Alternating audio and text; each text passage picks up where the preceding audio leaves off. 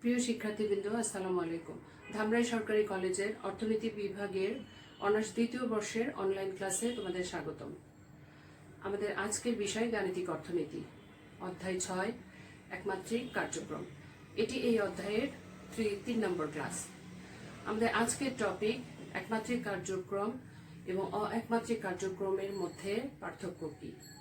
এরপরে আমরা পড়ব আলগা চলকের অর্থনৈতিক ব্যাখ্যা এবং উদ্বৃত্ত চলকের অর্থনৈতিক ব্যাখ্যা।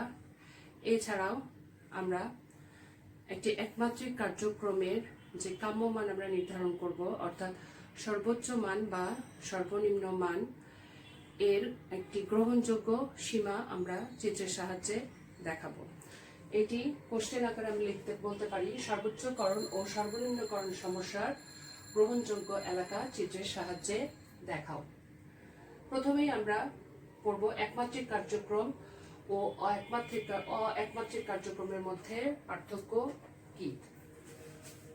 মূলত আমরা পার্থক্যগুলি প্রথমে আমরা সংজ্ঞা আকারে পড়ব, এরপরে আমরা পার্থক্যগুলি চার্টের আকারে লিখব।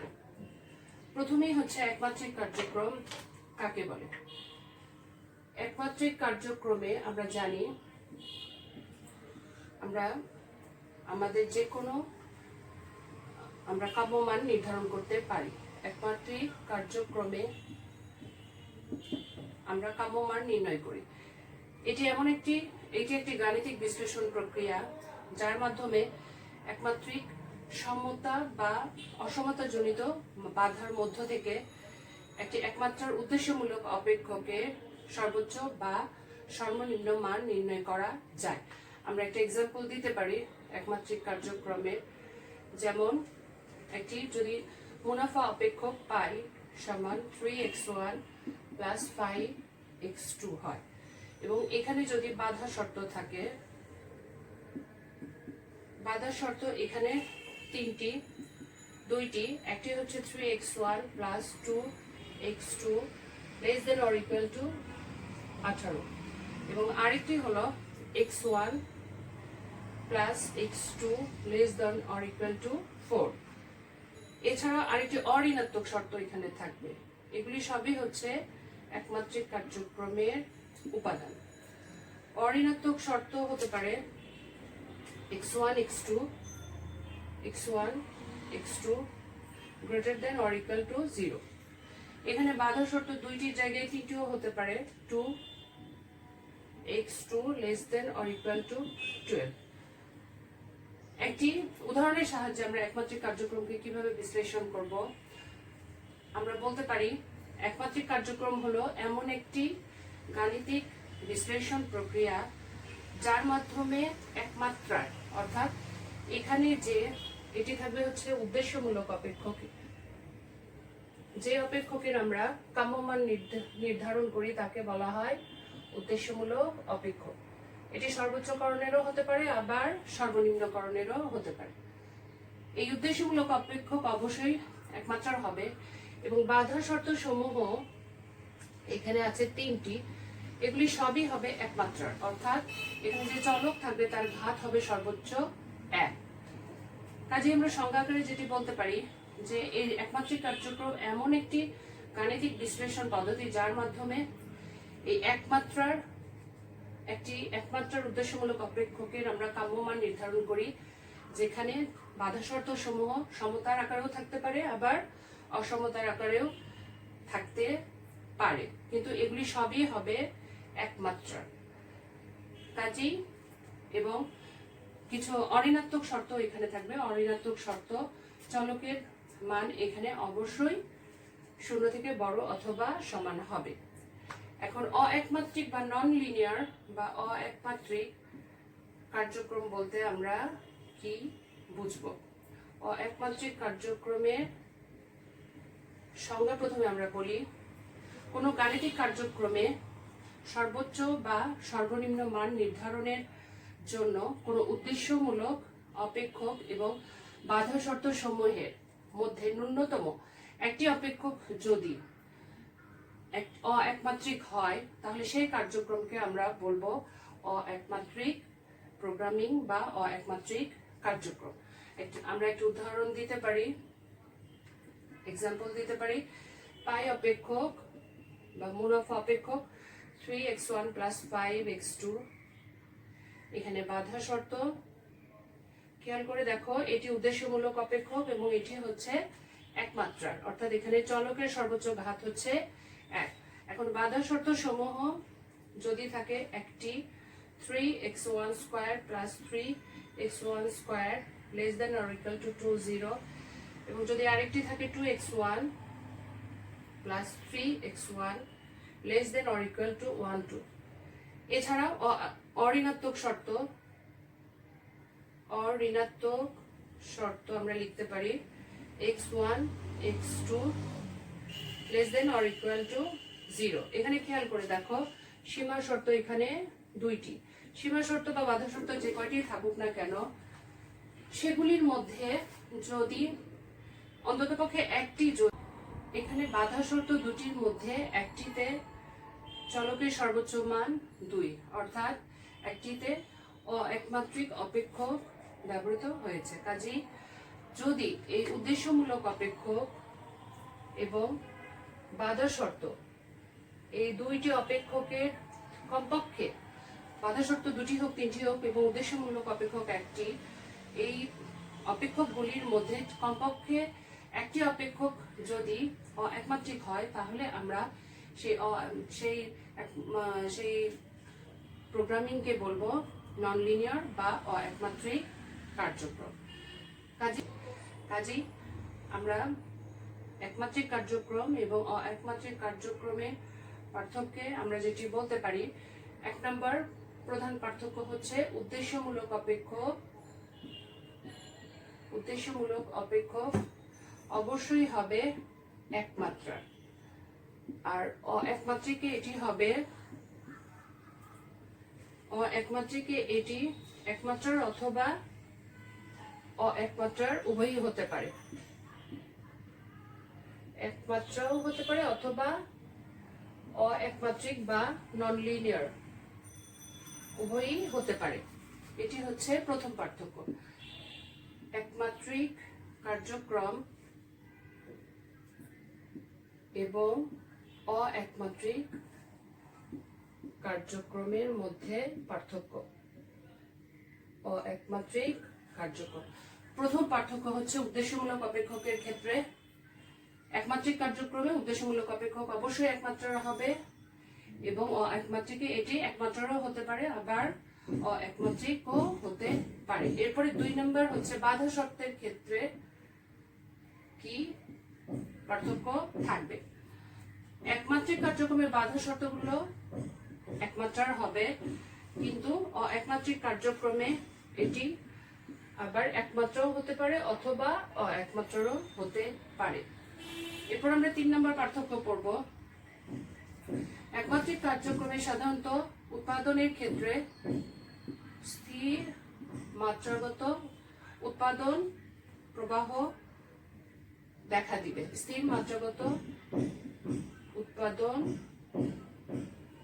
ব্যবস্থা থাকবে। আর একমাত্রিক কার্যক্রমে আমাদের দুইটি থাকতে পারে, এখানে স্থির মাত্রাগত উৎপাদন ব্যবস্থা থাকতে পারে অথবা ক্রমহ্রাসমান মাত্রাগত উৎপাদন ব্যবস্থা থাকতে পারে। ক্রমহ্রাসমান মাত্রাগত উৎপাদন ব্যবস্থা কার্যকর হতে পারে। আর একমাত্রিক কার্যক্রমে ক্রমবর্ধমান ও ক্রমহ্রাসমান, এখানে ক্রমবর্ধমান অথবা ক্রমহ্রাসমান ও ক্রমহ্রাসমান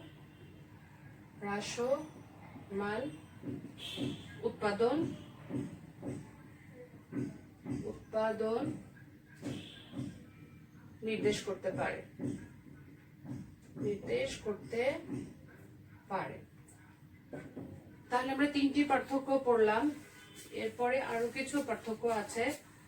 4 নম্বর হচ্ছে একমাত্রিক কার্যক্রমের যে গ্রহণযোগ্য এলাকা এটি হবে উত্তল,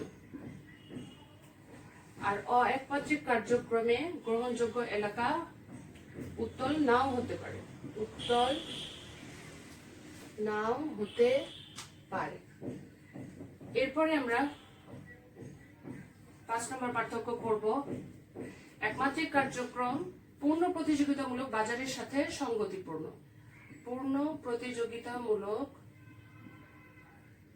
বাজারের সাথে সঙ্গতিপূর্ণ। অপরদিকে একমাত্রিক কার্যক্রম হলো অপূর্ণ প্রতিযোগিতামূলক বাজারের সাথে সঙ্গতিপূর্ণ। এরপর আমরা লাস্ট পার্থক্য পড়ব 6 নাম্বার। এখানে একমাত্রিক কার্যক্রমের ক্ষেত্রে পছন্দকৃত চলক ও সীমা শর্তের সংখ্যা অবশ্যই সমান হবে। পছন্দকৃত চলক সমান হবে সীমা শর্তের সংখ্যা। সীমা শর্তের সংখ্যা। কিন্তু একমাত্রিক কার্যক্রমে এরূপ নিয়ম নাও থাকতে পারে। এরূপ নিয়ম নাও থাকতে পারে। নাও থাকতে পারে। আমরা এখানে একটি থিওরি কোশ্চেন পড়লাম একমাত্রিক কার্যক্রম এবং একমাত্রিক কার্যক্রমের মধ্যে পার্থক্য। এবার আমরা আরেকটি কোশ্চেনে চলে যাব, সেটি হচ্ছে ঘাটতি চলকের অর্থনৈতিক তাৎপর্য কি বা অর্থনৈতিক ব্যাখ্যা এবং আলগা চলকের অর্থনৈতিক ব্যাখ্যা। প্রথমেই আমরা পড়ব আলগা চলকের অর্থনৈতিক ব্যাখ্যা। এটা জানতে গেলে আমাদের আলগা চলক কাকে বলে তা জানতে হবে। আমরা জানি একমাত্রিক কার্যক্রমে যে বাধা শর্তগুলি থাকে এটি সমতা বা অসমতা আকারে থাকতে পারে। যদি এই সমস্যাগুলি অসমতা আকারে থাকে তাহলে আমাদেরকে সমাধান করার জন্য অসমতাগুলোকে সমতায় রূপান্তরিত করতে হয়। এখন সমতায় আনার জন্য প্রয়োজন অনুসারে আমাদেরকে কিছু অঋণাত্মক চলক যোগ অথবা বিয়োগ করতে হয়। যে অঋণাত্মক চলকগুলো আমরা যোগ বা বিয়োগ করি সেগুলিকে বলা হয় ডামি চলক। ডামি চলক সাধারণত হচ্ছে 2 প্রকার। একটি হচ্ছে ঘাটতি চলক বা স্ল্যাক ভেরিয়েবল। প্রথমে জানতে হবে ঘাটতি চলক কাকে বলে। একমাত্রিক কার্যক্রমের ক্ষেত্রে যে বাধা শর্তগুলি থাকে সেগুলি যদি less than or equal to আকারে থাকে তাহলে এই বাধা শর্তগুলোকে সমতায় আনার জন্য যে চলক আমরা যোগ করি সেই চলককে বলা হয় ঘাটতি চলক। একে সাধারণত S1, S2, S3 ইত্যাদি আকারে Sn পর্যন্ত ইত্যাদি প্রতীক দ্বারা নির্দেশ করা হয়। যতটি বাধা শর্ত থাকে ঘাটতি চলক আমরা ততটুকুই ব্যবহার করব। আমরা এখানে একটা এক্সাম্পল দেখাতে পারি। সাপোজ একটি আমরা উদ্দেশ্যমূলক অপেক্ষক আর যদি হয় 40x1 প্লাস 30x2, এটি একটি উদ্দেশ্যমূলক অপেক্ষক। এই আয় সর্বোচ্চকরণ করার জন্য একজন উৎপাদনকারীর কিছু সীমাবদ্ধতা আছে, অর্থাৎ বাধা আছে। প্রথমে যদি আমরা ধরি ভূমির বাধা 3x1 plus 2x2 less than or equal to 5-4। এরপরে দ্বিতীয় বাধা 2x1 plus 2x2 less than or equal to 40। প্রথমটা যদি ভূমির বাধা হয়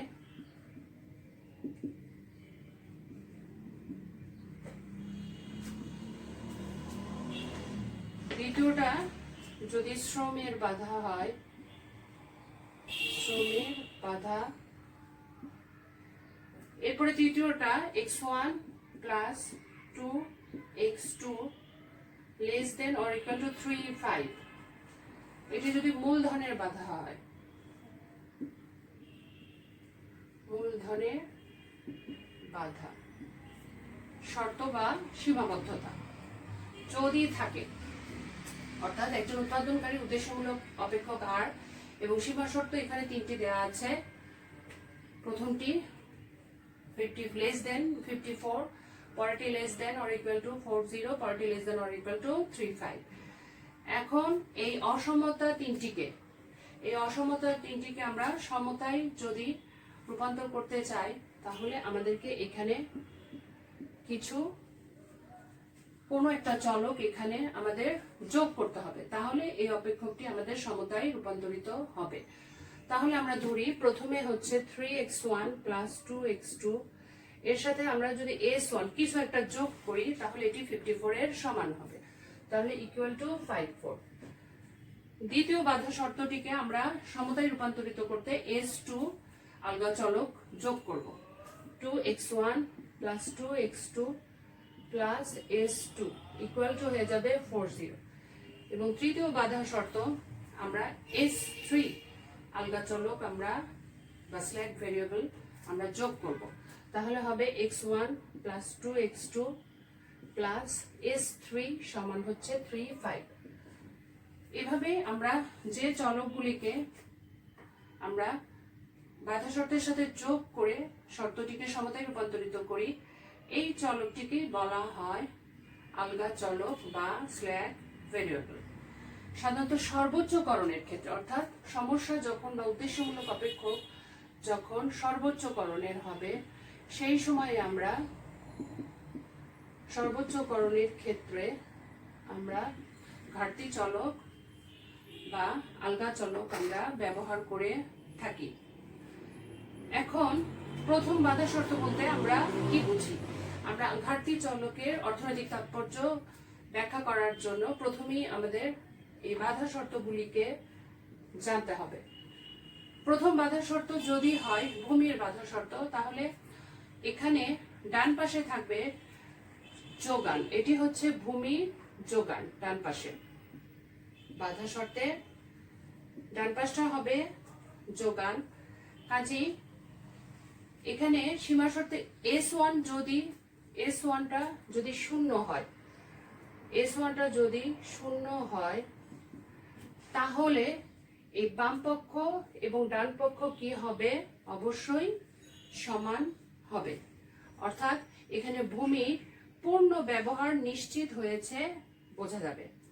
আর যদি s1 গ্রেটার দেন 0 হয়, অর্থাৎ কোনো একটি সংখ্যা হয় 1 2 3 ইত্যাদি হয়, তাহলে এখানে বোঝা যাবে যে এখানে সম্পদের পূর্ণ ব্যবহার হয় নাই, সম্পদের এখানে অপূর্ণ ব্যবহার হয়েছে। তাহলে আমরা বলতে পারি s1 সমান 0 হলে সম্পদের পূর্ণ ব্যবহার হবে, কিন্তু s1 যদি গ্রেটার দেন 0 হয়, তাহলে আমরা বলতে পারি সম্পদের অপূর্ণ ব্যবহার হয়েছে। অর্থাৎ যতটুকু ভূমির যোগান ছিল, এটি সম্পূর্ণ ব্যবহারটা আমরা বুঝতে পারবো s1 এর দ্বারা।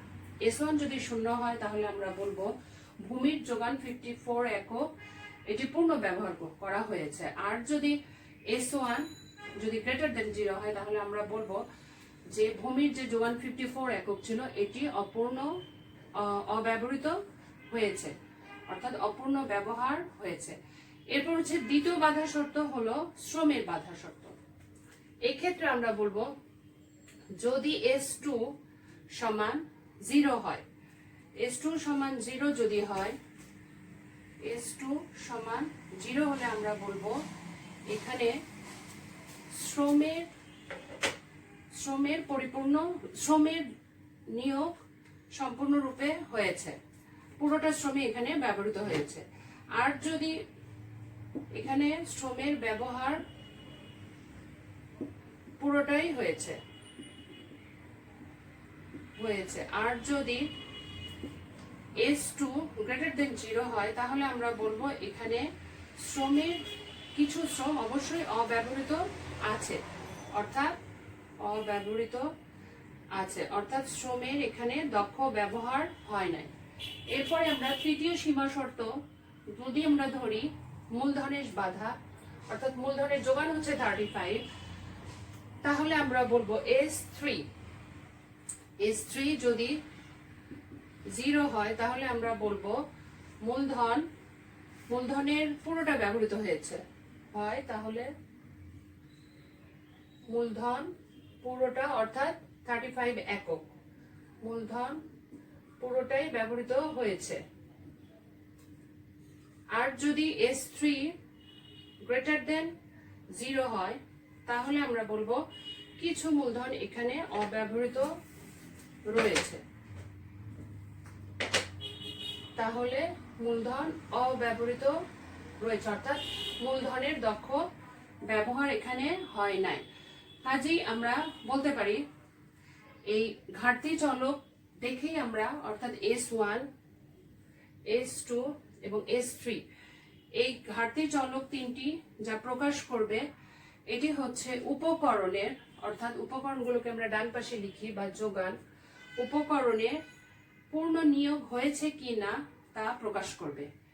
যদি উপকরণে পূর্ণ নিয়োগ হয় অর্থাৎ S1, S2, S3 সমান যদি 0 হয়, S1, S2, S3 যদি 0 হয় তাহলে আমরা বলবো যে ফার্মটি দক্ষ ফার্ম অর্থাৎ উপকরণগুলি পূর্ণ ব্যবহার করতে পেরেছে। আর যদি ফার্মটি তা করতে না পারে অর্থাৎ S1 greater than 0, S2 greater than 0 অথবা S3 greater than 0 হয় তাহলে আমরা বলবো ফার্মটি সকল উপকরণ পরিপূর্ণভাবে ব্যবহার করতে পারেনি, অর্থাৎ সম্পদ এখানে অব্যবহৃত রয়েছে। কাজেই এই ফার্মটিকে আমরা কি বলবো? অদক্ষ ফার্ম। এটি হচ্ছে ঘাটতি চলকের অর্থনৈতিক তাৎপর্য, অর্থাৎ ঘাটতি চলক যদি 0 হয় তাহলে আমরা বলবো এখানে উপকরণের পরিপূর্ণ ব্যবহার হবে বা দক্ষ ব্যবহার হবে, এবং ঘাটতি চলক যদি 0-এর চেয়ে বড় হয় অর্থাৎ অঋণাত্মক হয় তাহলে আমরা বলবো এখানে ফার্মটি অদক্ষ হবে এবং সম্পদ এখানে পরিপূর্ণভাবে ব্যবহৃত হয় না। প্রিয় শিক্ষার্থীবৃন্দ, আজকে আমরা শিখলাম একমাত্রিক কার্যক্রম এবং অ-একমাত্রিক কার্যক্রমের মধ্যে পার্থক্য কি।